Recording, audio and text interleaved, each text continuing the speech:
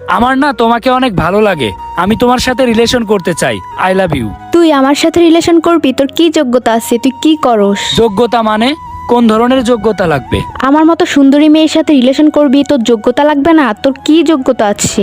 যোগ্যতা বলতে আমার তো তেমন কিছু নাই, আমি তো এখনো স্টুডেন্ট, পড়ালেখা করতেছি। আমার তো বাপেরও তেমন টাকা পয়সা নাই। তোর কিছু নাই, তোর বাপের কিছু নাই, তো কি দেখে আমি তোর সাথে রিলেশন করব? তোর যদি কোনো যোগ্যতাই না থাকে তাইলে তুই আমার প্রপোজ করতে আইছস কেন? সুন্দরী মেয়ে দেখলে কি প্রপোজ করতে মন চায় নাকি? তোর তো সাহস কম না, তুই আমার মতো একটা সুন্দরী মেয়েরে প্রপোজ করতে আইছস? দেখো, আমার যোগ্যতা নেই তো কি হয়েছে, আমি তোমাকে অনেক সুখে রাখার চেষ্টা করব। তুমি আমার কাছে থাকলে অনেক সুখে থাকবা, কারণ আমি তোমাকে সত্যি অনেক ভালোবাসি। টাকা পয়সাই কি সবকিছু? ভালোবাসার কি কোনো দাম নেই? আমি তো তোমাকে ভালোবাসি, তাই না?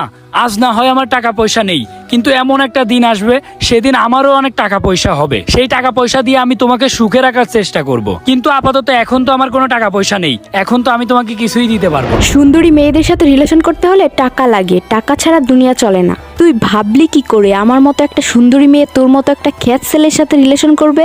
তুমি বারবার বলতেছো তুমি এত সুন্দরী, তুমি এত সুন্দরী, তোমার রূপের এত অহংকার কেন? তোর রূপ আছে, অহংকার করব না? রূপ আছে বলেই তো অহংকার করি। তোরে যেন নেক্সট টাইম আমার সামনে না দেখি। কোত্থেকে আইছে খ্যাত? আমি ভালোবাসি, আমার মনের কথাটা আমি বলতেই পারি, তাই বলে এইরকম অহংকার দেখাইতে হবে? এই শুভ, জানিস কি হয়েছে? কেন, কি হয়েছে আবার? আরে ওই যে খ্যাতমার্কা অভ্র আছে না, ও আমার মতো সুন্দরী মেয়েকে প্রপোজ করছে।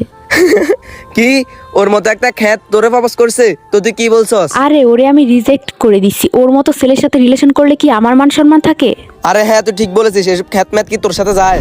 কি রে অব্র, কি শুনলাম তুই নাকি স্বর্ণারে প্রপোজ করছস আর ওই নাকি তোরে রিজেক্ট করছে? হ্যাঁ রে বন্ধু। কিরে ব্রো, তাইলে প্রেম করার আগে সেকা খেয়ে গেলি? বুঝলাম না বন্ধু, তোরা কি আমার অপমান করছিস? আচ্ছা একটা কথা বলতো, আমি কোন দিক থেকে খারাপ আছি? আমি তো এখনো স্টুডেন্ট, আমার কাছে তো ওরকম টাকা পয়সা থাকে না। ভবিষ্যতে আমার সবকিছু হবে, মানুষ তো আর সবসময় একরকম থাকে না। আমিও একটা জিনিস বুঝি না, ওর রূপের এত অহংকার কেন? আবার মানুষের কাছে ঘুরে ঘুরে বইলে বেড়াইতেছে তুই ওরে প্রপোজ করছস, ও তোরে রিজেক্ট করছে। খ্যাতমার্কা একটা ছেলে তুই। আরে রফিকুল, তুই তো বেটা পাগলের মতো কথা বলিস। ওর রূপ আছে, ওর রূপের অহংকার দেখাবে না? আর ব্রো তোরে বলি, তুই কি দেখে ওর সাথে রিলেশন করতে গেলি? ওর মতো একটা সুন্দরী মেয়ে তোর সাথে কি রিলেশন করবে? হ্যাঁ বুঝলাম, আমার ওর সাথে রিলেশন করার মতো যোগ্যতা নাই, তাই বলে রূপের এত অহংকার দেখাবে? রূপের এত অহংকার দেখানো কি ঠিক? আচ্ছা অব্র, বাদ দে, ওর রূপ আছে, ওর রূপের অহংকার দেখাইতেছে, এখানে আমাদের কিছু আর তো করার নাই। না রে, আমার ওর সাথে কিছু কথা আছে। আচ্ছা তোরা থাক, আমি আসছি। ঠিক আছে, যা। আচ্ছা আমি একটা জিনিস বুঝলাম না, তোমার রূপের এত অহংকার কিসের? রূপ কি একা শুধু তোমারই আছে, আর পৃথিবীর কোনো মেয়েরই নেই? আমার রূপ আছে, আমি রূপের অহংকার করি, তোর কোনো সমস্যা? আমি অহংকার করব কি করব না এটা কি তুই আমাকে শিখাবি? আইসে আমার জ্ঞান দিতে। এই আমার জ্ঞান দেওয়ার মতো যোগ্যতা আছে তোর? তুই তো আমার সাথে কথা বলারই যোগ্যতা রাখিস না। তাইলে শুনে রাখ একটা কথা, আমার রূপ আছে, আমি অহংকার করেই যাব। বাহ, কি সুন্দরভাবে বলে দিলে। তোমার রূপ আছে, এই জন্য তুমি রূপের অহংকার করো। আরে একটা কথা ভুলে যাবা না, আজকে মরলে কালকে কিন্তু 2 দিন। আজকে যদি তুমি মরে যাও, তাহলে কালকে থেকে তোমার এই সুন্দর রূপটা পোকামাকড়ে খাবে, এই রূপটা আর কোনো কাজে আসবে না। তখন তোমার এই অহংকার কোথায় যাবে? এই অহংকার নিয়ে কি তুমি কবরে যেতে পারবে? কবরে যেতে পারবে না। কবরে গেলে এই অহংকারের জন্য ঠিকই তোমার হিসাব নেওয়া হবে। এত যে অহংকার করতেছো, তোমারও কবরে যাওয়া লাগবে, আমারও কবরে যাওয়া লাগবে। তাই রূপ, ধন দৌলত, টাকা পয়সা এইসব নিয়ে কখনোই অহংকার করতে নেই, কারণ এইগুলা কোনো কিছুই আমাদের সাথে যাবে না। আমাদের সাথে যাবে শুধুমাত্র আমাদের আমল। তুমি রূপের অহংকার দেখাও, কি করো, এতে আমার তো কিছু করার নেই। এখানে আমি তো কিছু করতেও পারি না। কিন্তু তোমার একটা কথাই বলবো, শোনো, কেউ তোমাকে ভালোবাসার কথা বললেই যে তার সাথে রূপের অহংকার দেখাইতে হবে, এরকম তো কোনো ব্যাপার নেই, তাই না?